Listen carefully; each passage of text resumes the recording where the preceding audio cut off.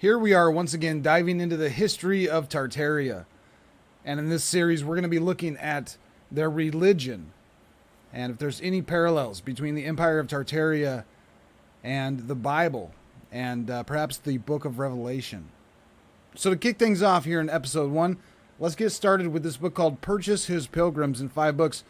The first containing the voyages by ancient kings, patriarchs, apostles, and philosophers and others to the more remote parts of the known world, inquiries into their languages and religions, and especially of the modern diversified professions of Christianity. Here on page 309, the history of Aten or Anthony the Armenian of Asia, and especially touching on the Tartars, of the kingdom of Cathay and the diverse and other provinces of Asia, and the first habitation of the Tartars, and of the Kangas or Chinggis in his beginnings.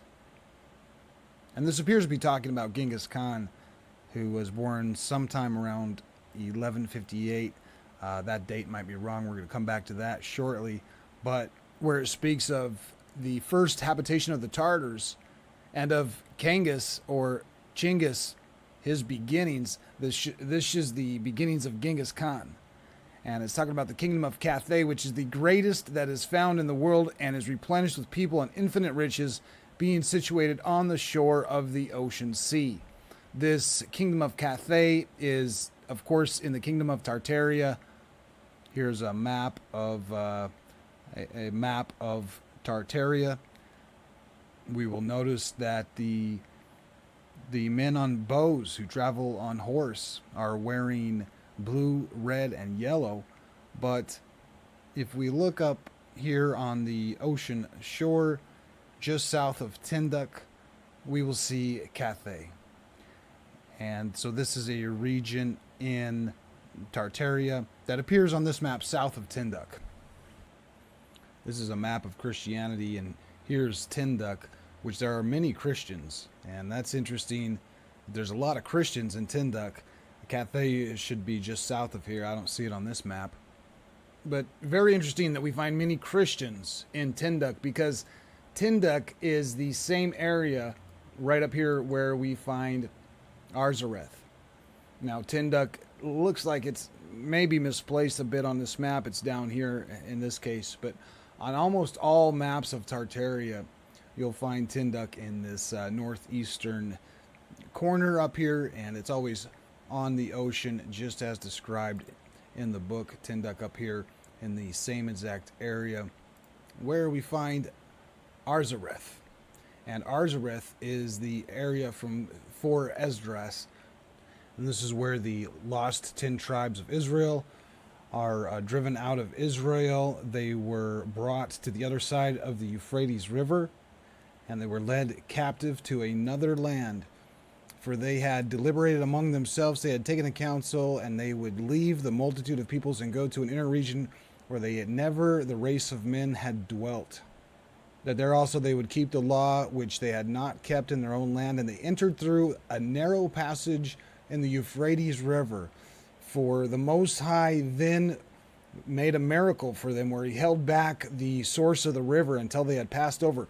So this is very similar to when Moses and the crossing of the Red Sea. Here God has also held back the river so that they can pass over, that they might proceed to the dry land.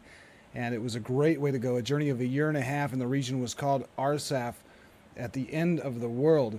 And this is Arsaf, correctly called Arzareth, or another land from Deuteronomy.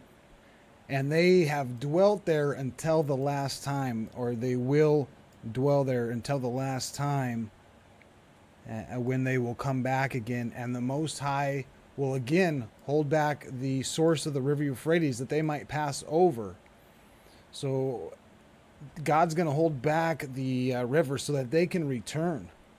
From the Jewish Encyclopedia, Arzareth, the name of the land beyond the great river, far from the habitation of man, where the 10 tribes will dwell, observing the laws of Moses until the time of the restoration. So that area of land is located in Tartaria right here. And the text here in Latin says the Arzareth. Here are the 10 tribes retreated and changed from the Tartar area to Scythia. And since then they are called Goths or Gothans, confirming God's highest glory. And here lies the splendid kingdom of Cathay, the Tartar or Tartar area to Scythia. And since then they are called Goths or Gothans, confirming God's highest glory. And here lies the splendid kingdom of Cathay. So in Arzareth, where the 10 tribes went, is where the splendid kingdom of Cathay resides. And it says here about Argon that this is a Christian kingdom known to Prester John. So it appears that the lost 10 tribes of Israel are a Christian group of people, not necessarily following Judaism, but they're Christians. And specifically, when we look at a map of Christianity, this area of Tinduk, there's many Christians. And going out from there, some Christians, a lot of Christianity in Asia and Tartaria, but specifically focused around the area of Tinduk, where the lost 10 tribes of Israel are at. So a few things we know about Cathay is that it is the home of the 10 tribes of Israel, because according to 4 Esdras, the race of men had never dwelt there before. And the lost 10 tribes are the first ones to come into this area. And from there, we have Christianity spreading to the rest of Asia. So back to Purchas his pilgrims, when it's talking about the kingdom of Cathay and the greatest to be found in the world, this is a Tartarian kingdom, and it is the kingdom of the lost 10 tribes of Israel. In the kingdom of Cathay, there are many marvelous and monstrous things which I forbear to mention. The inhabitants of those parts are exceedingly wise, replenished with all kinds of skill and cunning, insomuch that they disdain the endeavors of all their nations in all kinds of art and science, saying that they only see with 2 eyes, but the Latins see only with 1 eye, and all other nations are blind.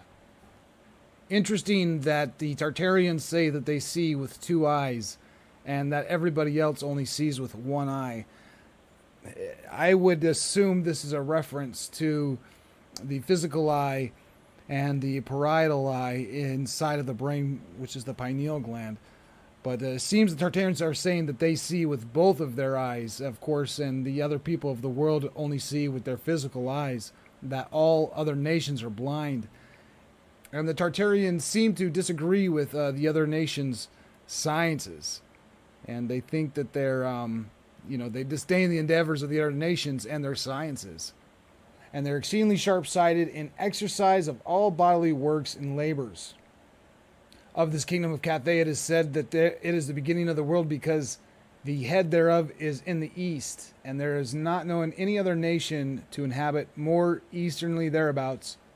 Once again, the location seems to be correct, as Tinduk and Cathay are basically as far east as you can go, of course without crossing over the Bering Strait and going into America. In the kingdom of Tarsa and 3 provinces whose rulers are also called kings, the men of that country have always worshipped idols, yet there is an exception, that 10 kindreds of those kings who are guiding of a star came to worship the nativity in Bethlehem, Judah, and there are yet found many great and noble among the Tartarians of that race, which hold firmly to the faith of Christ. So it sounds as though the kings, the 3 kings who followed the star to worship Jesus Christ when he was born in Bethlehem, are Tartarians, and that they still hold firmly to their faith in Christ. And he goes on to describe a lot of the areas around here. Of course, the kingdom of Tarsa, the kingdom of Turkestan, the kingdom of Korsamians, the kingdom of Cumania, and all the way down to India. And here is the land of Armenia and the kingdom of Georgia. And in the kingdom of Georgia is a marvelous, strange wonder or miracle, which I would not have reported or believed if I would have not seen it with my own eyes. But because I have personally been there and been made an eyewitness thereof, I can say that in those parts there is a province or country called Handsome. It's about 3 days' journey, and the whole extent is all covered over with such thick and palpable darkness that nobody can see anything therein. Neither do they dare go into their land, because they know that they won't be able to find their way out again. Those that inhabit near it affirm that they have often heard the sound of men's voice crying, of cocks crowing, and of the neighing of horses in the wood. And because of the course of the river and things they see coming down the river, it appears that there's certain signs that there are people inhabiting therein. Now, supposedly this is Georgia, which is right down here between the Black Sea and the Caspian Sea, very close to Turkey. And 3 days' journey, of course, is not going to get you where there's to the North Pole where there's darkness. So it's definitely not talking about any type of North Pole or South Pole darkness. This is some kind of a supernatural darkness that's taken over apparently some area around here in Georgia. Revelation chapter 16 verse 10 says, "The fifth angel poured out his bowl on the throne of the beast, and its kingdom was plunged into darkness. People gnawed their tongues in agony and cursed God of heaven because of their pains and their sores, but they refused to repent of what they had done." So in Revelation, there is a supernatural darkness where people are gnawing their tongues in agony. And in the kingdom of Georgia, there is a supernatural darkness, a marvelous, strange wonder or miracle with palpable darkness, and you can't see anything therein. And there's the sound of men's voices crying. And to double check, in Revelations, it says that when he poured out his bowl, the throne of the beast and its kingdom was plunged into darkness. So just one throne or one kingdom was plunged into darkness. Seems to align with the one kingdom in Georgia that's having a supernatural darkness. In the country in which the Tartarians first inhabited lies beyond the great mountain Belgian Minton in the histories of Alexander. And they lived like a brutish people without learning or religion, feeding herds of beasts and going from place to place to seek pasture. And not being exercised in arms, they were despised by other nations. And in ancient time there were many nations which by common name were called Mogli. Probably this is where the Mongolians came from. And upon their increase were divided into 7 principal sorts. And the first of the nation was called the Tartar. And from the name of the province where they first inhabited. And the second was Tangur. The third was Kunat. And the fourth, Talir. The fifth, Sonich. And the sixth, Monghi. And the seventh, Tibet. So the Tartarians are broken up into 7 different kingdoms. And according to Alexander, they are Gog and Magog. The book of Revelation is written from John to these 7 churches of Asia. Or you could say John to the 7 churches of Tartaria. So it's possible that the 7 churches of Asia, or the 7 churches of Tartaria, are in fact the 7 nations of the Tartarians. Now in Revelation chapter 20, it talks about the 1,000-year reign of Christ. When the 1,000 years are over, Satan will be released from his prison and will go out to deceive the nations in the 4 corners of the earth, Gog and Magog, to gather them for battle. Now this Gog and Magog, according to Alexander, it says here that the country in which the Tartarians first inhabited lies beyond the great mountain Belgian mentioned in the histories of Alexander. Alexander says that these Tartarians are Gog and Magog. In this book, Disquisitions of the Antipapal Spirit, it speaks of the Tartars who did the most astounding things, but those people had been shut up in the mountains of Gog and Magog by Alexander the Great. And Gog and Magog, of course, is mentioned in the book of Revelation. And they remained there until the year 1202. And here we have one explanation of why the Tartarians have an owl on their flag. But we will also get a second story of that shortly. Alexander had placed large trumpets certain distances from each other on the mountains, and whenever the wind blew, it sent forth blasts of war, and for 10 centuries, I don't know if that number is correct, but these cunning Tartars continued to believe that Alexander was stationed behind them because the trumpets were blowing, and at last the owls built some nests in the mouths of the trumpets, and they were silent. So when the Tartars, summoning up their courage, they climbed up to the summit of the mountain, they saw the trumpets, which had, of course, the owl's nest in them, and they decided that they would leave their place of concealment and disperse themselves as conquerors into many countries, and from that time they've held the owl in great honor. But of this we are certain, that the whole legend of the trumpets on the hills of Gog and Magog are the effect of the wind upon them, together with the account of the owls who, closing the trumpet's mouth, delivered the Tartars from their causeless fears. And that's one story as to why the Tartars revere the owl. But we have a whole different story about why they have the owl on their flag here shortly. But looking into Alexander's account, Iskander, or Alexander's Dike, or the Dike of Gog and Magog, is the name of a vast rampart said to have been built by Alexander the Great to defend his dominions from the incursions of the wild northern tribes. The idea was probably derived from some confused account of the Great Wall of China. So this Great Wall, supposedly built by Alexander to keep the Gog and Magog, or the lost 10 tribes, out of their, out of the country. It may be the Great Wall of China, which here is the Great Wall, of course, keeping the lost 10 tribes from coming further south to spread their Christianity, it seems like. And here we have Cathay, this large region of Cathay, of course, on the coast. And the Great Wall of China would continue on to the coast, and eventually the Great Wall of China is just the southern border of Cathay. So, it seems that maybe this Great Wall, supposedly the one that Alexander took credit for building, was built to keep the 10 tribes of Israel from spreading out into the world. The Red Jews, anti-Semitism in the apocalyptic age, the unclean peoples of Gog and Magog at the beginning of the Common Era. Jewish historian Josephus wrote that Alexander closed the iron gates at the mountain pass through which the Scyths, or Tartarians, might break into the civilized world. In another work, he identifies the Scyths or Tartarians with Magog. Fisher claims that the legend of Alexander's Gate, having been built to enclose Gog and Magog, was of Jewish origin and came from 1st century Alexandria, based on earlier Jewish stories of Alexander as a hero of Jewish history.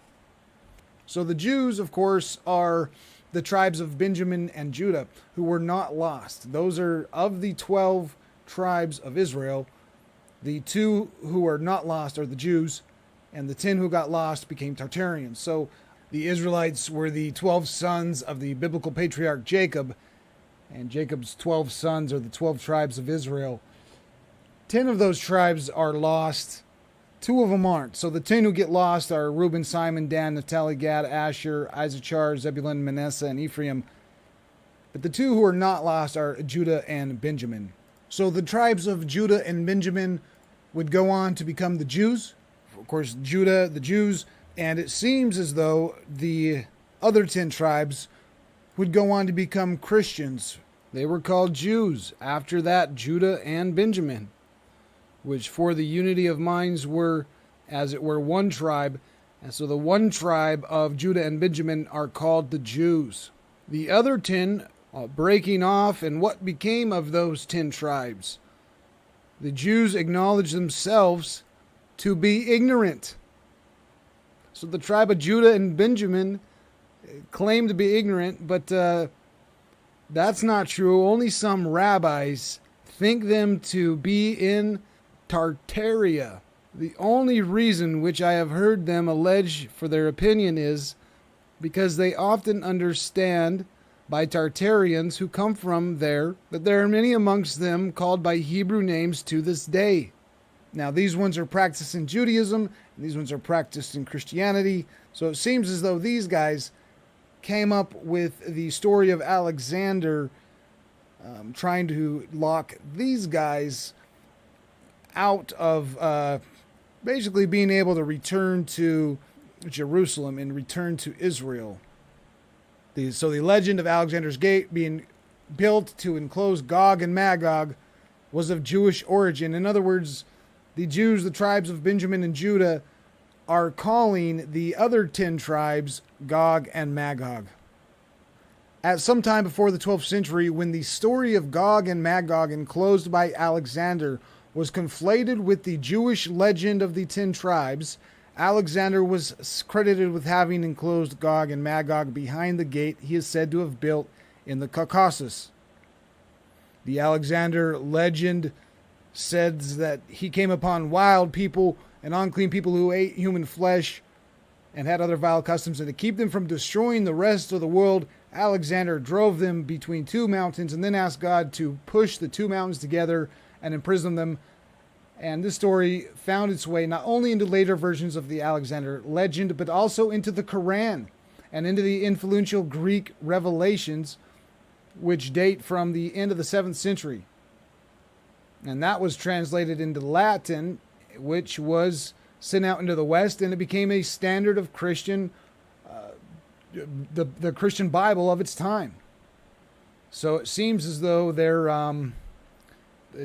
perhaps the Jews, the tribes of Benjamin and Judah, are trying to come up with this story about Alexander to convince the rest of the world that the lost 10 tribes of Israel are Gog and Magog, the apocalyptic destroyers of Ezekiel and Revelation.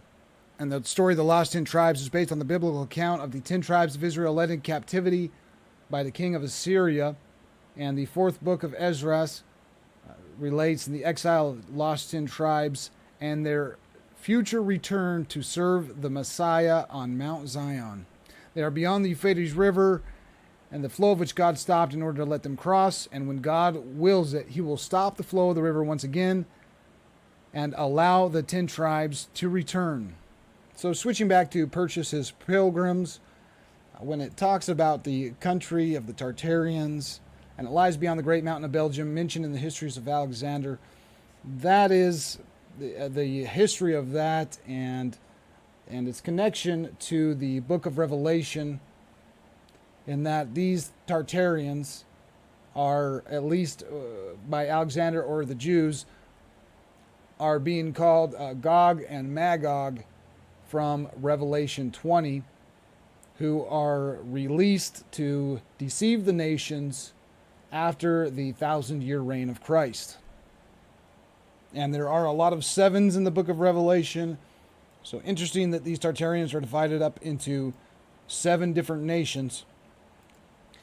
And I'm wondering if those 7 nations are the 7 churches from the book of Revelation. And these 7 nations lived under subjection to their neighbors. So they didn't have a lot of war power, and their neighbors had subjection over them. But as it happened, a poor old man, being a smith, saw a vision in his sleep, namely a man armed in all white armor and mounted on a white horse, which, calling his name, said unto him, Changus, it is the will and pleasure of the immortal God that you be Lord and ruler over these nations of the Tartarians, and that you be delivered from the dominion of your neighbors, under which you have long remained. And you shall rule over your neighbors. And when Chinggis, hearing this word of God, he was replenished with exceeding joy, and made publicly known the vision which he had seen. But the rulers and commanders would not give credit to the vision, but they rather despised and mocked the old man. But the following night they themselves saw the same vision of the horse armed in white, who commanded them from the immortal God that they should be obedient to Chinggis and cause all to obey his command.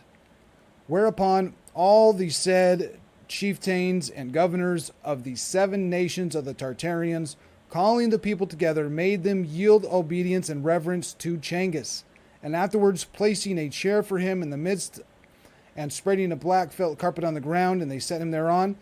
And then the 7 chief rulers lifted him up, placed him on the throne with great triumph and acclamation, calling him Khan, their first emperor, and doing him solemn reverence with bowing their knees as to their lord and governor. The first son is heir to the crown, and installed with their ceremonies, the chief of the 7 tribes, clothed in white, caused the prince to sit upon a black woolen cloth spread upon the ground, willing him to behold the sun and to fear the immortal God.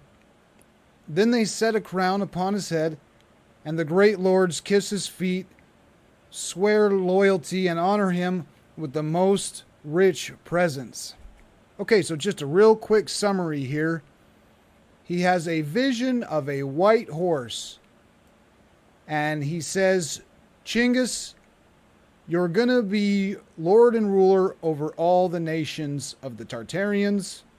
They put a crown upon his head, and they place him on a throne in the midst of them, and they call him Khan, their first emperor, and bowing their knees to him as their lord and governor.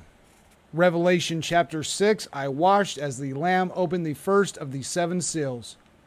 And I heard one of the 4 living creatures say in a voice like thunder, Come, and I looked, and before me was a white horse.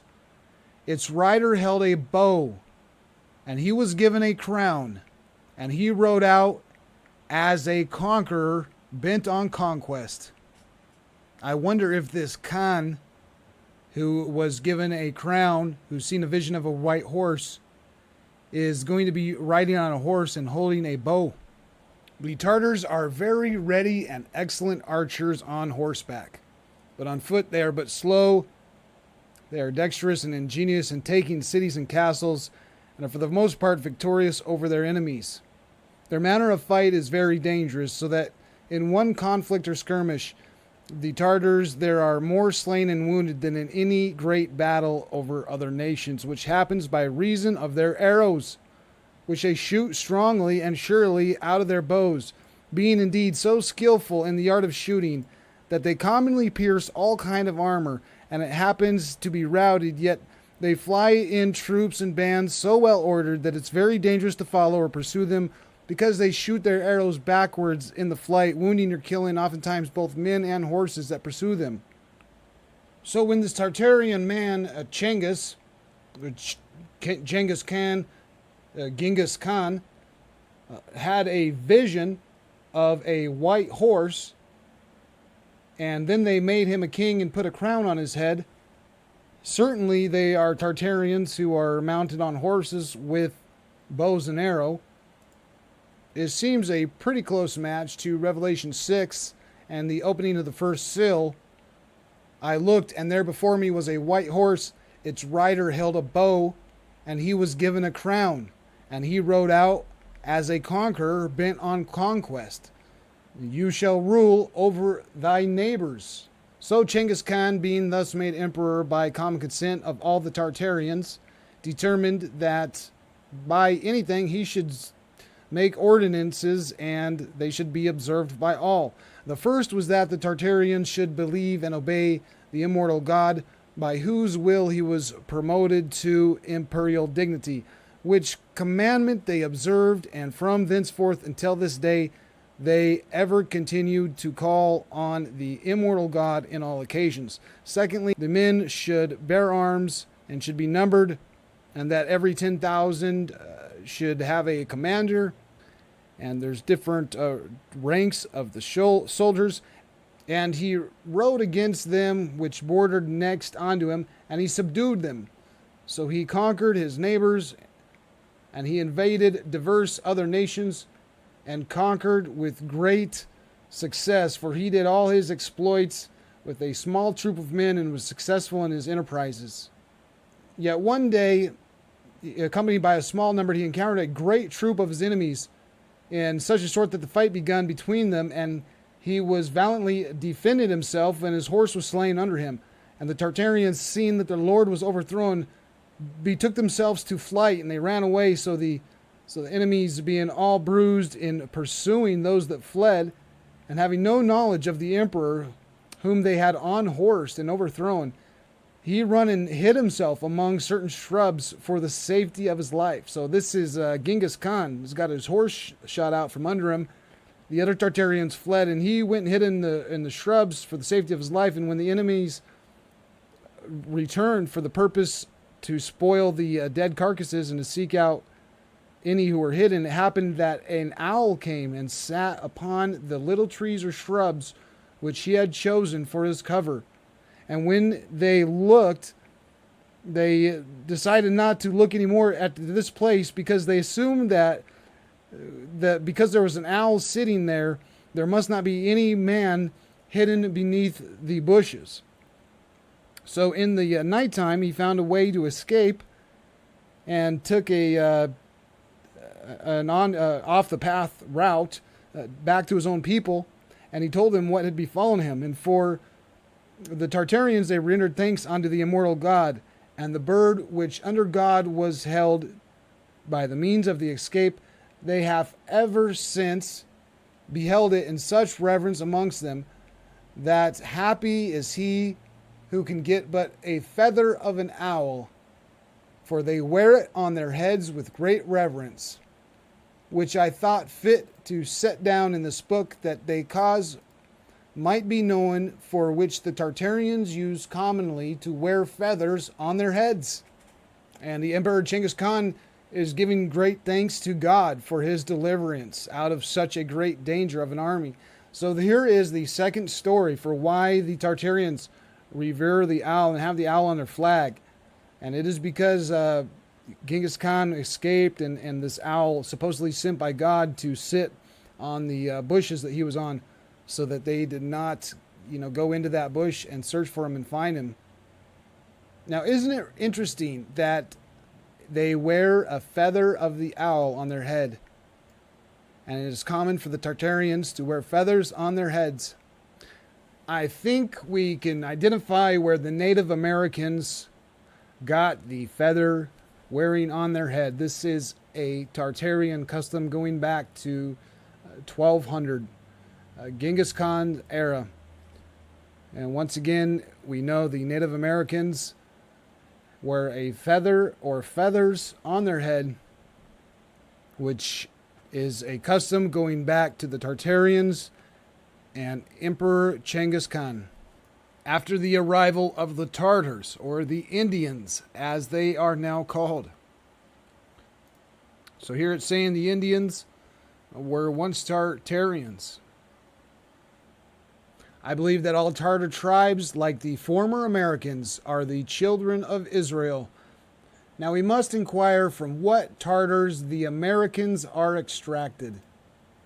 The Tartars, which about the year 1228, under the command of Genghis Khan, overspread the earth like a flood.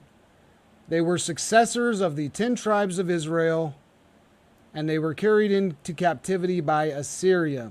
The name Tartary, or rather Tartaria, seems to, by some testimony thereof, signify in the Syrian or Hebrew tongue remnants or remainders, because the Tartarians were remainders of the forementioned lost 10 tribes of Israel, and the northern Tartary herdsmen preserve to this day the names Dan, Zebulun, and Naphtali.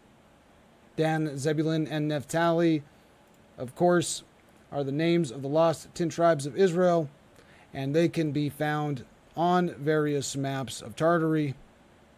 This one here, up in the northern part, we can see the tribe of Dan, the tribe of Naphtali, and it even speaks about the 10 tribes of Israel and Naphtali. So not only is this saying that the Tartars are the lost 10 tribes of Israel, it's also saying that the Tartars are where the Americans came from. And it wouldn't have taken much, of course, for the lost 10 tribes of Israel here in Azareth to cross the Bering Strait and come into North America and Canada. And Genghis Khan had another vision, a second vision, where he seen the same horseman armed in white armor, and appeared to him, saying, Genghis Khan, it is the pleasure of the immortal God that you should pass over the mountain Belgian and direct your course westwards, where thou should possess kingdoms and countries and subdue many nations. And you may be assured that with the words that I speak unto you, they are from the immortal God. Arise and go with your people to the Mount Belgian, to the part where it joins the sea. And they went forth until they came to the place where the great and deep sea did beat against the mountain, and it appeared that there was no passage for them. So the Tartarians are now heading to the west, and they came to a place, they come to some water, and they can't get past it. And presently Genghis Khan, as he had been commanded by God, he prayed all night, and in the morning he saw that the sea was departed from the mountain and had left them a way of 9 feet in breadth to pass. And they were all astonished exceedingly, and rendering thanks to the immortal God most devoutly, and passed on their way, basically going towards the west.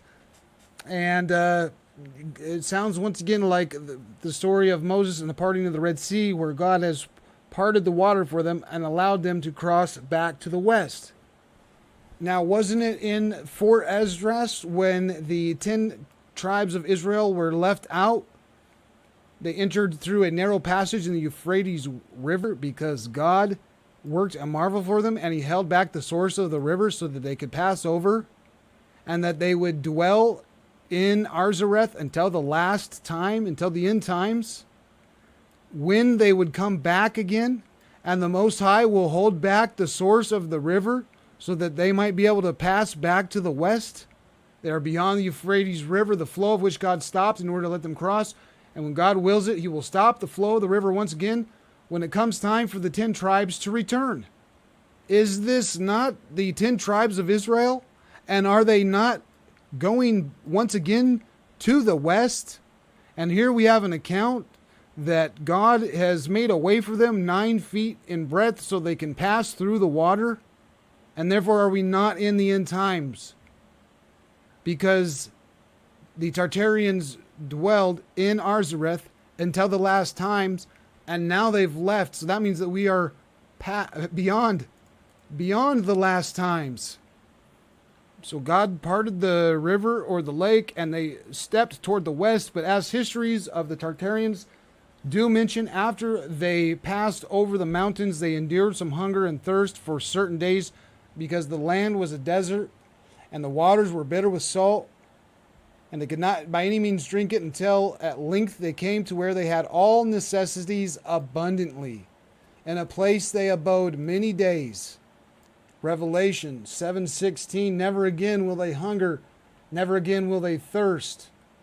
The sun will not beat down on them, nor any scorching heat. For the Lamb at the center of the throne will be their shepherd, and he will lead them to springs of living water, and God will wipe away every tear from their eyes. Is the Lamb at the center of the throne and their shepherd, Genghis Khan, someone who led them to springs of living water? Genghis Khan led them through the desert where there was nothing to drink and nothing to eat, to a place where they came where all necessities were abundant. And it happened that by the will of God that Genghis Khan grew dangerously sick, and the physicians despaired of his recovery. And by this reason he called before him his 12 sons. Sounds like the 12 disciples. His 12 sons, he persuaded them to unite and concord. And he told each one of his sons to bring an arrow, and he bound them all together, and he asked the oldest one to break them, and he couldn't. So then he tried the next one, second one, he couldn't break it. The third one, none of them could break it. So then he commanded the youngest son to take some of the arrows individually out and break them, which was easily accomplished. And Genghis Khan said to his sons, in like manner, as long as you remain in concord and united, your empire shall continue. But as soon as there is division amongst you, your power is easily overthrown. And many other good examples were given by him and gathered by the Tartarians, which in their language they call Jasach, or the instructions of Genghis Khan. And afterwards he caused the wisest and the best of his son, called Hochata Khan, to be received as his successor of the empire before he died. Then he rested in peace, and his son, called Hochata Khan, was placed in his seat. Now there's a lot about Hochata Khan. That's coming in episode 2. One thing he did was he proceeded to the Iron Gate, which Alexander built at the foot of the Caucasus, and he raised it, lest it might hinder his return. So apparently the son of Genghis Khan found the gate which Alexander had built, and he destroyed it. And we'll learn about how these sons of Genghis Khan went on to spread the kingdom of Christianity and even take back the holy city, the kingdom of Jerusalem. Now, I'm sure this is just a phonetic coincidence, but Genghis Khan is the guy who sees the vision of the white horse, and he is chosen by God to be the leader of the 10 tribes of Israel, the Tartarians. Now, the word Khan is just another name for king. Genghis Khan is, Khan isn't his last name, it's a title. It's Genghis King is one way to say it. So if I just take his name, Genghis Khan, another way to write that is just, the way we would say it is King Genghis. Again, it's probably just a phonetic coincidence here, but King Genghis sounds awful close to King Jesus. King Genghis, King Jesus. That's very phonetically close. Like I said, this is probably just a coincidence, but Genghis Khan, or Khan Genghis, King Genghis, sounds very much like King Jesus. And they're speaking about Genghis Khan here, and the Caesar of Cathay, or the King of Cathay. That is the greatest prince, and not without reason, for in magnificent of courts, ample of dominion, abundance of treasure, number of soldiers, he goes far beyond all the kings of Asia. And he reigns in such majesty that his subjects call him the shadow of spirits and the son of the immortal God. Now, these Tartarians are baptized in the faith of the Christian, which they hold to this day. And there's a perpetual peace between Tartarians and Christians. These Tartarians are Christians. The Tartarian king made 7 petitions that he and all his people would be baptized in the Christian faith, that there would be perpetual peace and friendship established between the Christians and the Tartarians. Finally, that he would deliver free the Holy Land of our Lord and restore it to the Christians. So these Tartarians are certainly Christians, and they are calling Genghis Khan the son of the immortal God, the Son of God. Who is the Son of God? That is Jesus Christ. So according to these Christian people, their leader was Jesus Christ, the Son of the immortal God, the shadow of spirits, which may be the Holy Spirit. They called him the Holy Spirit, the Son of God.